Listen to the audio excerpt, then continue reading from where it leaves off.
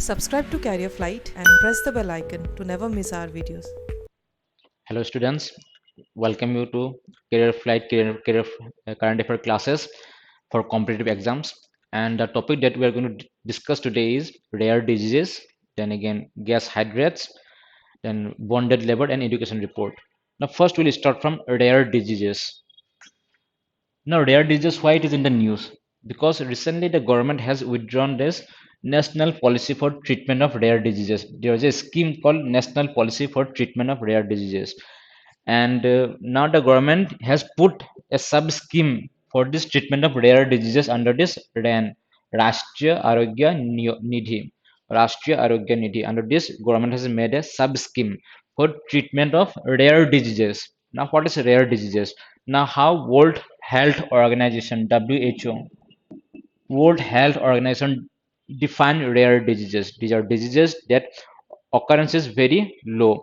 The occurrence of rare diseases, the frequency of occurrence of rare diseases are very low. It is almost 1 per 1000 persons. You can find this kind of diseases in almost 1% per 1000 persons. So you can find here that the occurrence of rare disease is very low. That's why we call it rare disease. Means it's rarely occur among the people of a population. So it is also called orphan disease. Orphan disease. Now, why orphan disease? Because the companies, the pharmaceutical companies, they do not want to make medicines, produce medicines for these rare diseases. Pharmaceutical companies. Now, why the pharmaceutical companies do not want to make medicines for these diseases? Because the profit will be very low, because their main motive is profit making. And the pharmaceutical companies, if they produce medicines, the number of consumer will be very low, so their profit will be very low. That's why they do not make medicines for these rare diseases. That's why it is also known as orphan disease. Now, examples, most of the 80% of rare disease, we can classify it under genetic diseases. Genetic means it is genetic in nature. It is because of problems in the changes in the DNA pattern, and that is why it is mostly genetic. And there is research and development is very low in this kind of diseases. The research and development activity is very low because you cannot do clinical research. For every development of every kind of medicine, we need to do clinical research,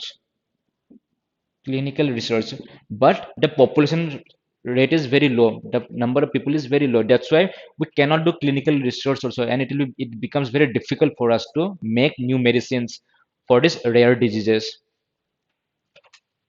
And if you try to find the definition, there is no any universally accepted definition for rare diseases. Now, how we will find rare diseases? That we will see the occurrence of the disease. If the disease is very low, occurrence prevalence is very low. If it is 1 per 1000, then we can categorize it into rare diseases according to World Health Organization. So mostly it is genetic. Genetic means problems, diseases like hemophilia.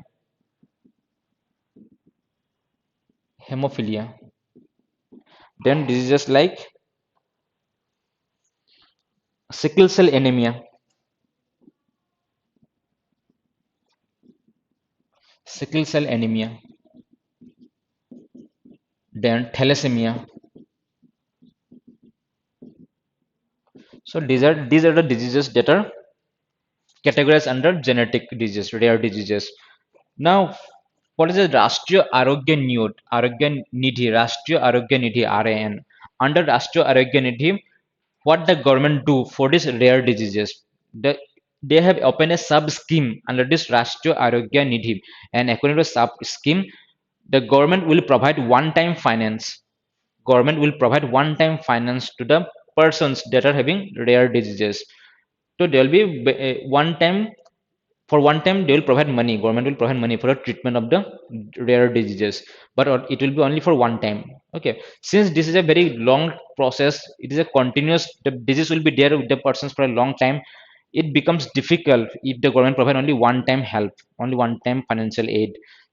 So it may cause different types of problems in the society. These diseases can cause lots of problem in the society, like it may push the families into poverty.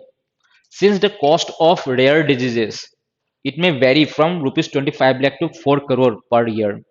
For one person, the cost for the disease may vary from rupees 25 lakh to 4 crore per year. So the cost is very high, and the family may get poverty, may get engulfed with poverty because of this kind of rare diseases. So one time provision of this cash is not enough to treat this kind of diseases. Then again, significant population is impacted with this rare disease in India. In India, you can find almost 6% of the population are infected with these rare diseases. So if you consider this 6% amount, this vast population of India, it will be a very large amount. So very huge number of people are suffering from rare diseases, and it becomes difficult for them because of both financial and emotional crisis. As I have already mentioned, research and development, it is not well developed. The research and development is not well developed in this kind of diseases. There is rare diseases. Now, why it is called orphan? Why it is also called orphan disease? Because the government, not the government, the pharmaceutical companies do not want to make medicines for this kind of disease because of low profitability.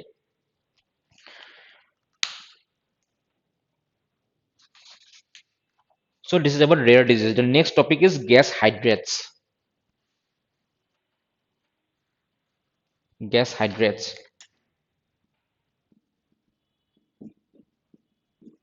Again, this is one of the science and technology topic, gas hydrates. Now, what is gas hydrates? That is the occurrence of methane gas, along with water molecule. Actually, methane gas, the formula is CS4. This is a methane gas. Methane gas is a source of energy. It is a source of fuel. Now, what the scientists from IIT has found, IIT Chennai has found that, Madras has found that the methane gas can be trapped within the water molecules. Means the water molecules can trap the methane gas, and in between the water molecules, the methane gas can be present. And mostly you can find this methane gas in the seabed. In the seabed, on the seabed, we can find this gas hydrates. Why gas hydrates? Gas means methane gas, and hydrates means water. So in this form, we can find gas hydrants on the seabed. And how it can be beneficial? Because methane is highly efficient energy. Methane is a very highly efficient energy. It it contains more carbon than other mineral fuel like petroleum and coal. It contains more carbon, so it is more efficient, and it can be climate friendly also because of that. And India has the second most reserve of this one, gas hydrates. So this is the importance of gas hydrates in India, in the country. Now how it is formed? It is, we can find in solid crystalline form,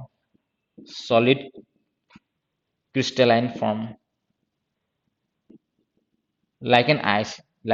You can find this gas hydrates like an ice body. Okay, it will be solid crystalline form. This ice body will contain like a case. This water molecule in the ice will make a case, and within the case they will trap the methane. And mostly you can find in cold seep regions, of the seabed. Now what is cold seep regions? There are some regions surface. Suppose this is the surface of the seabed. This is a sea, and this is the surface of the seabed. And beneath that there will be some gases will be there, like hydrogen sulfide, methane. Gases will be there, and these gases may come out from this under surface to the seabed, and they get trapped within these water molecules. That is called cold seep. These kind of regions are called cold seep, and these regions are very biologically very rich. You can find lots of biological species around these regions in the cold seep. And these regions from where this methane and gases like hydrogen sulfide comes from the lower part, subsurface areas.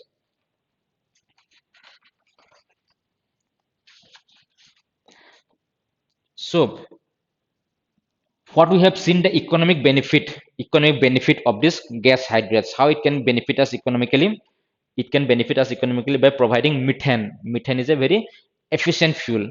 Okay, efficient fuel. It contains more carbon than carbon dioxide, and it is climatically very friendly, environment friendly. It will be environment friendly, and there is a large reserve after USM, there is a large reserve of this gaseous gas hydrates in our country. In the bed of, you can find in the Kaveri River river bed. Then again, Godavari River bed. Or in all those places, we can find a high reserve of this gas hydrates. It can be also helpful for us to sequester carbon dioxide. This method, because as we know, they are sequestered, they are present under the earth. These are present, they are sequestered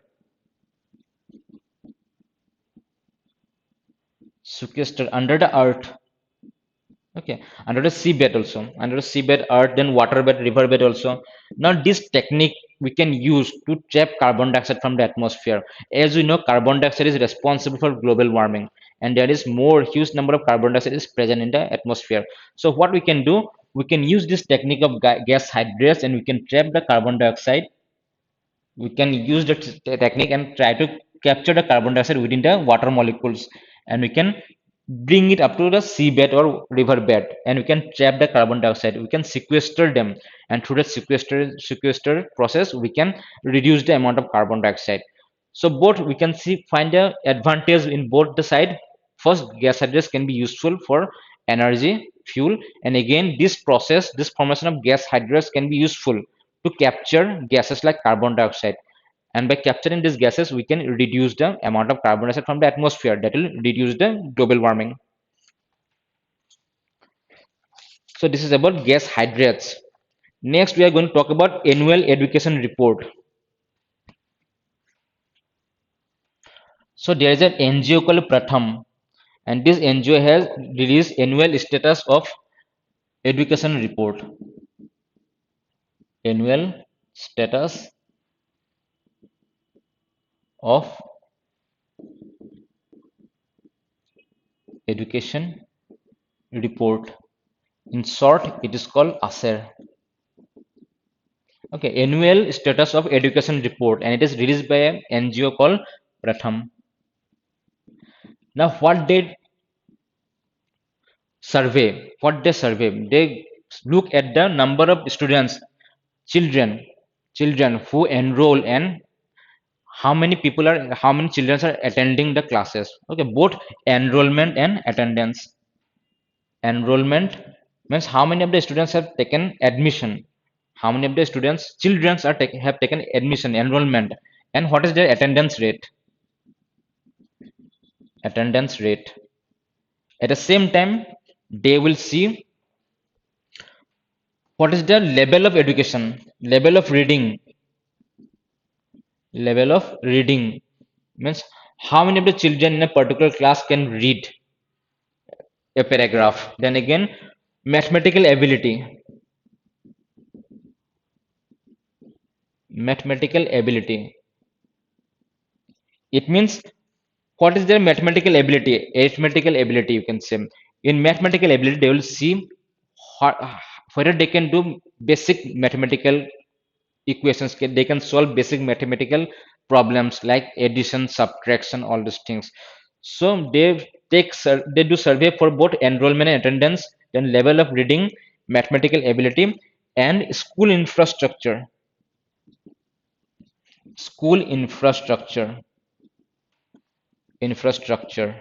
That will also include sports infrastructure.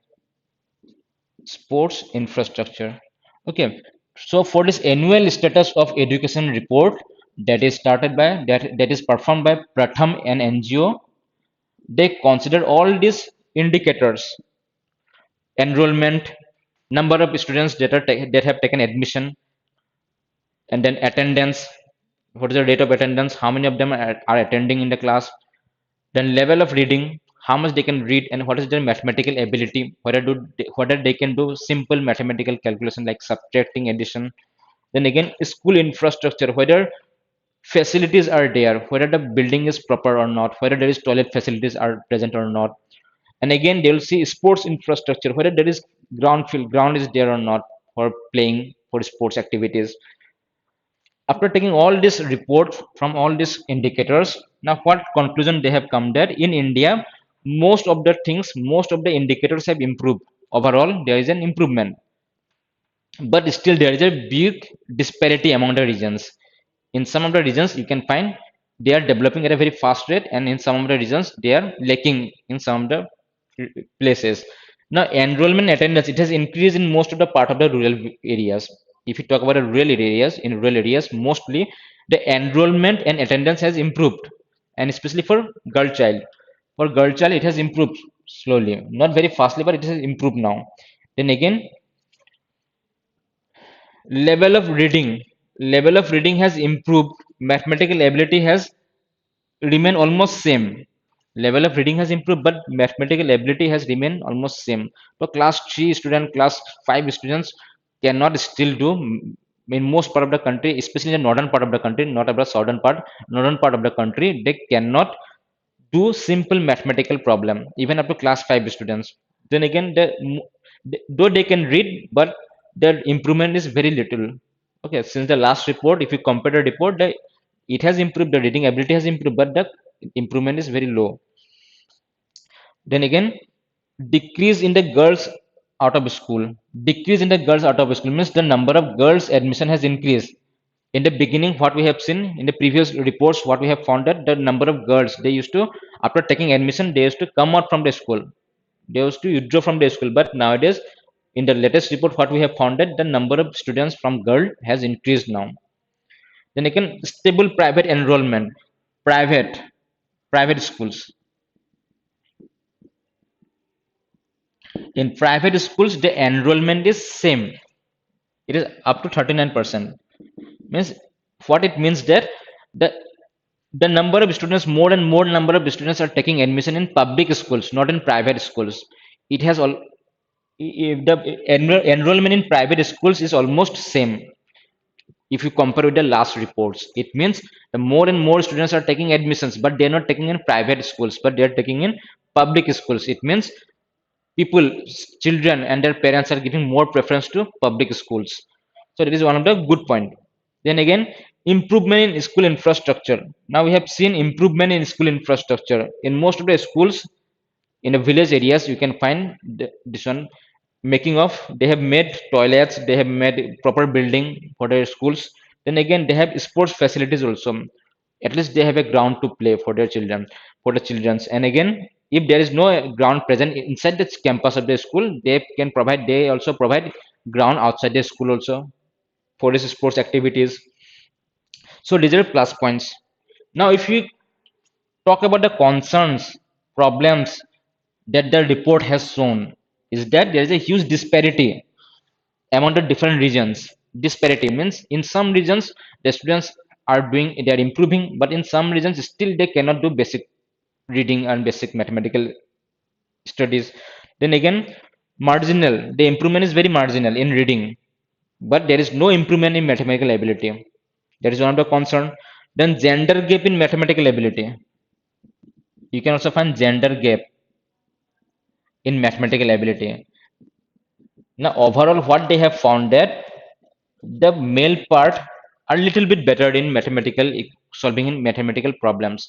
The male child are little bit better than the girl child in solving the mathematical problems. But overall, the result, if you see the result, the girls outperform the boys. The girls do better in other subjects like reading and any other subjects. But if we talk specifically about mathematical ability, the boys do little bit better than the girls. So there's a gender gap in mathematical ability. That is one of the concern. So the next topic that we're going to discuss is bonded labor. Prevalence of bonded labor in India. Now bonded labor. According to bonded labor,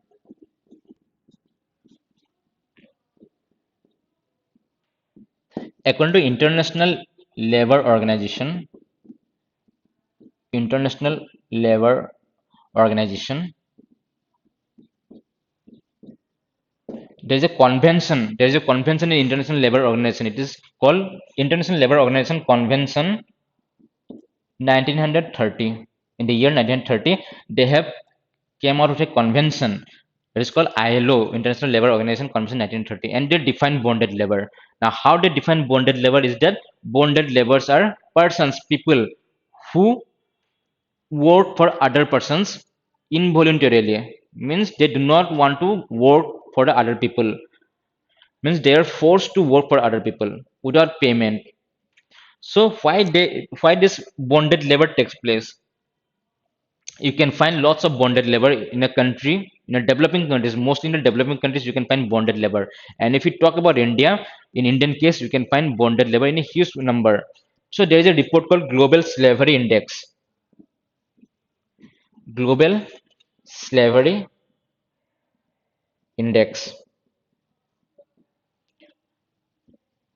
In the year, what the Global Slavery Index has found that in modern day, in a day, in the year 2016, around 8 million people in India, around 8 million people in India live in modern slavery. Modern slavery. Now, if I say modern slavery, it means bonded labor. It is a kind of slavery only. We call it modern slavery. So, according to Global Slavery Index, in the year 2016, around 8 million people came under modern slavery. That is bonded labor. Of course, this figure was denied by the government. But according to this Global Slavery Index, they have said that around 8 million, means 80 lakhs people in India, they come under modern slavery. That is kind of bonded labor in one form or the other form. Now, what are the factors that are responsible for this bonded labor? Why we can find bonded labor in India and other developing countries? There are some economic cause. Economic cause. We can divide it into economic cost and social cause.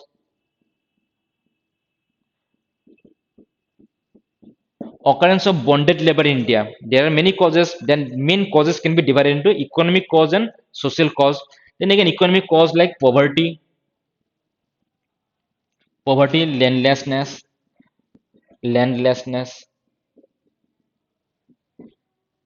Okay. Then they give rise to indebtedness, and because of this indebtedness, they have to approach to the other persons. Because of poverty and landlessness, these poor people have to go to money lenders and they have to ask for money, and because of that they get under debt trap. They trap in the debt, and because of that they suffer from this indebtedness, and to repay back the amount they have to serve the money lenders or other people who pay them in the beginning. They have to serve them for their lifetime, and even if the person dies, their children have to serve those people without payment, because they were already in the debt trap, because they were indebted to the persons for whom they are working. And this is one of the main cause, economic cause. Now if you talk about social cause, what can be the social cause for bonded labor? Social cause for bonded labor is, if you go to rural areas, in village areas, you can find caste system is one of the social cause. Caste system, because mostly you can find a bonded labor from scheduled caste. Mostly in the rural areas, in the village areas, you can find the bonded labor are from scheduled caste. So you can say indirectly or directly that traditionally the caste system is also responsible for this bonded labor. Other factors may be there, like you can say migration also. Lots of migration takes place in a particular area. Then again, because of again they get trapped under this debt, because of indebtedness, they can also get trapped in this bonded labor. Now safeguards, how our country tries to prevent people from this bonded labor. They try to save persons who are in the bonded labor. So there are some safeguards and measures. Safeguards and measures. Now constitution, if I talk about the constitution of India, now what the constitution of India, they have many provisions in the constitution of India. Now the constitution of India provide fundamental rights and other rights, fundamental rights and other basic rights, and according to which they they provide, the constitution provide dignity to the people, dignity and respect to the people. They have the rights. Everyone in the country have the rights. The Article 23 specifically talk about the bonded labor, removal of the bonded labor from the country. Okay, to finish the prevalence of bonded labor from the country, Article 23 of the Indian Constitution, that is the constitutional safeguard that we provide to the people of the country. Means every person of the country have their fundamental rights to be free. Whether they want to work for someone or not, it will be decided by the persons. They have some dignity, and according to dignity, according to their choice, they should perform activities, all the economic activities. But under this bonded labor, there is no rights. They have to involuntarily perform the work for the others without any payment also. So under the constitution, article 23, it says the removal of bonded labor from the country. Means it will try to eradicate. Article 23 talks about eradication of bonded labor from the country. Then again, if you try to say legal provisions, means the acts and laws, legal provisions. IPC, there's Indian Penal Code. Indian Penal Code 370. Indian Penal Code section 370. There is a punishment. If you get caught because of this bonded labor, then there will be punishment for the owner of the labors. That under this Indian Penal Code section 370, he will be punished by the police. Then again, Bonded Labor System Abolition Act. There's a Bonded Labor System Abolition Act 1976. So this Bonded Labor Act also try to protect the bonded labor. So under this act, if you find any bonded labor, you can approach the court, and the court, the judicial, will take required steps to eradicate the bonded labor. Then again, there is a Minimum Wages Act. Minimum Wages Act 1948. Now, under this Minimum Wages Act, a minimum wage have to be provided to everyone. If we employ any person, we have to provide a minimum wage under this Minimum Wages Act. So, this Minimum Wages Act also against the bonded labor.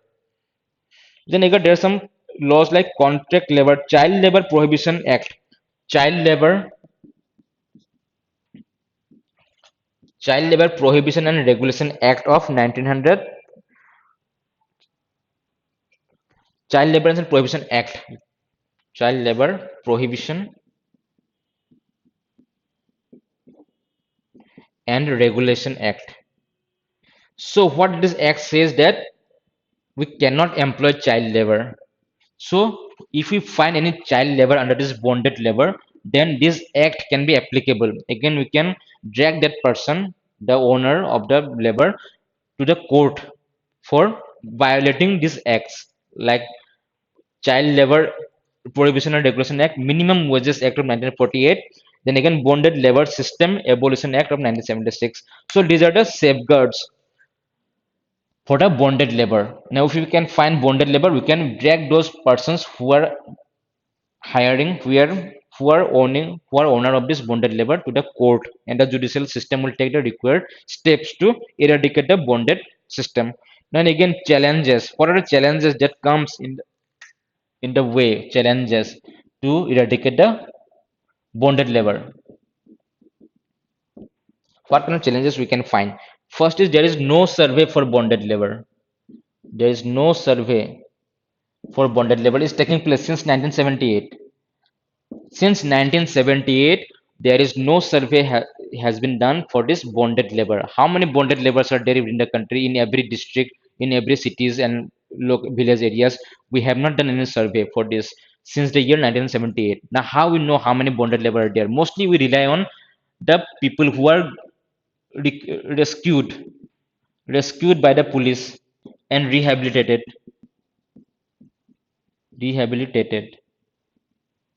So whether there is a case come when the police goes and rescues some people from the bonded labor, and again the people will be sent to rehabilitation center. The persons who are under bonded labor, they will be sent to rehabilitation center, and from them we'll collect the number, and that number is used to know about the bonded labor, number of bonded labor in the country. But it will be very less because very few people are rescued from this bonded labor, and this is the data we use to know about the number of bonded labor in the country. But if you see the report, many less number of cases will be reported to the police. So this is not enough. This number is not enough. So the main challenge is that no proper survey has been done since 1978. But the government, the central government provides finance fund to the every district. The central government provides fund to every district to do survey for this bonded labor, but these districts are not doing their job. They are not doing the survey. There is a first challenge. The next is underreporting. Underreporting is the next challenge. Underreporting. Most of the cases are underreported. Most of the cases are underreported because of the poor judicial service. Poor judicial service. Now, if they find any cases of bonded labor, then they will be dragged to the owner will be dragged to the court. But first, if a person is caught for doing bonded labor, then the owner will be brought to the court, and it is a very time-taking process. The judicial system is very time-taking process. So that's why because of this poor judicial services, many people do not report to the judicial system because they know that justice will come it will be very delayed. The justice will be delayed. That's why many people do not report to the judicial system also because of the poor judicial system, underreporting, and most of the cases are underreported. Now, NCRB, National Crime Record Bureau, they found that most of the cases are underreported. Means when the police will catch bonded the persons who are owning this bonded labor, when the police will caught them, then only they will come to report that there is a bonded labor going on in a particular place. So it is underreported. One of the main issue. Flawed rehabilitation mechanism. The rehabilitation mechanism is flawed.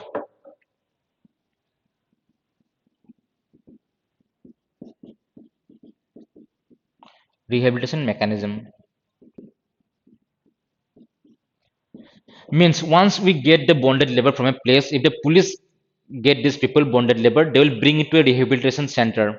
Okay, and for the first time they will get a one time one time fund,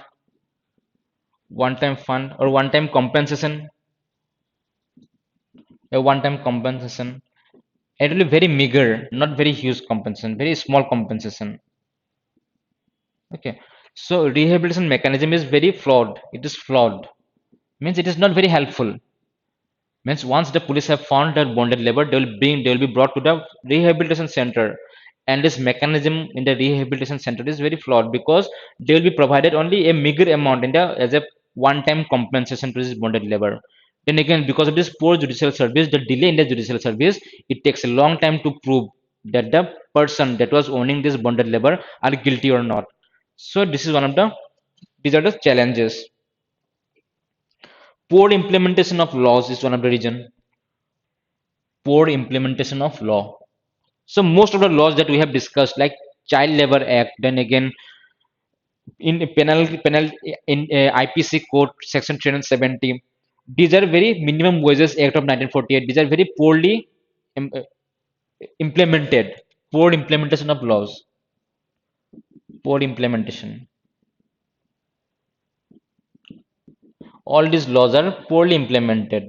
That is one of the reason, one of the challenges. They do not take active step until and unless an NGO is involved. Mostly NGOs are involved to report these cases.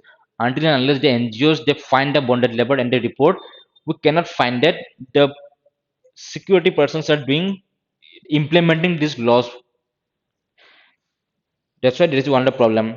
Now, how we can solve this problem? We have to ratify some agreements of the ILO, International Labour Organization. There is a convention, International Labour Organization Convention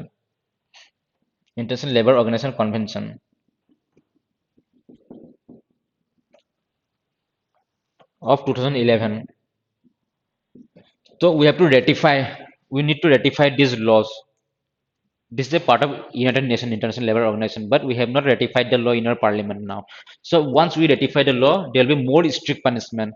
There will be more strict rules that we need to follow and we need to implement it. So one of the things that we can do is that ratifying this International Labour Organization Conventions 2011. Then again, we need to pass some bills in the parliament that will protect the trafficking people that are trafficked, than the people who are found in the bondage labor.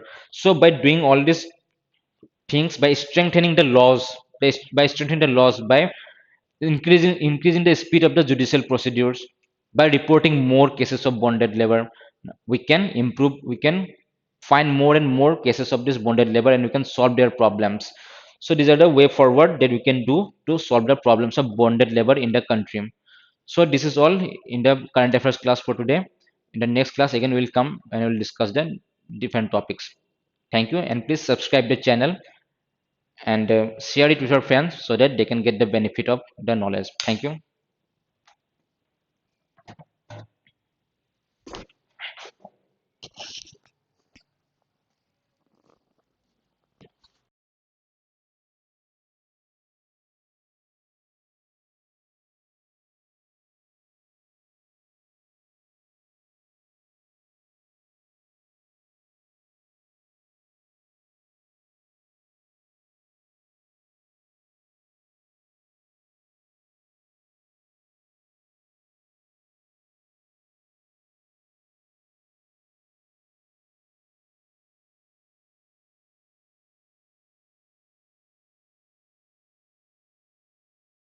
Subscribe to Career Flight and press the bell icon to never miss our videos.